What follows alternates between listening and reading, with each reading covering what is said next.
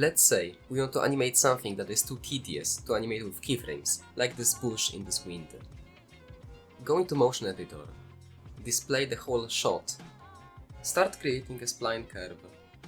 Now extend the spline curve, zoom onto it, and press 1, 2 or 4 to change the spline type. Now press Shift and select one of the bones of the armature. Find a good spot in the second viewport. Now hold on to the bone and press space to enable the playback to write down the animation. Keep moving your mouse. And now we have decoded the position of the mouse into the rotation of the bone over time. But this motion is imperfect, so go into procedural and slide down in by about 70% to decrease the amount of motion by 70%. We can also add smooth for the sake of the movements being kind of glidier, smoother, with less imperfections. We can also add jitter.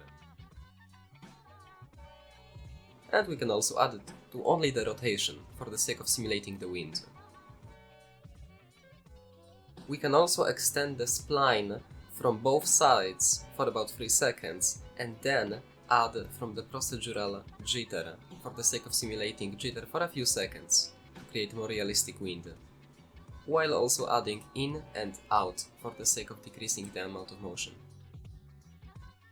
Now I will repeat the same process for all of the bones for the sake of displaying the result.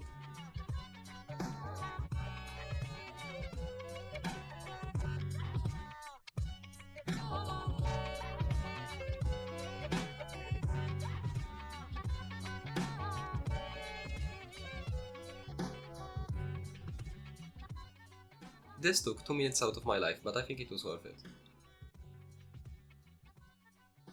Now for this shot of the water pouring out of this bottle, I will combine both tools, tweening and puppeteering. Let's create a tween and rotate this bone. We have created a simple lifeless movement.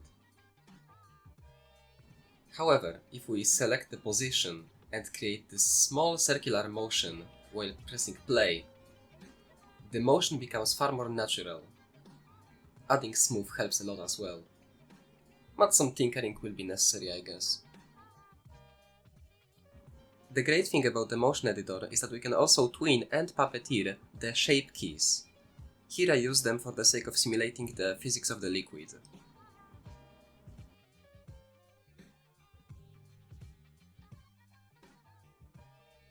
I most often use puppeteering when I'm creating facial animations for characters. This is a perfect case example, because the animation here is very simple, it's just blinking and reacting. However, for more complex animations like lip syncing, I will use the graph editor and not fiddle around with the motion editor. Such results require constant practice.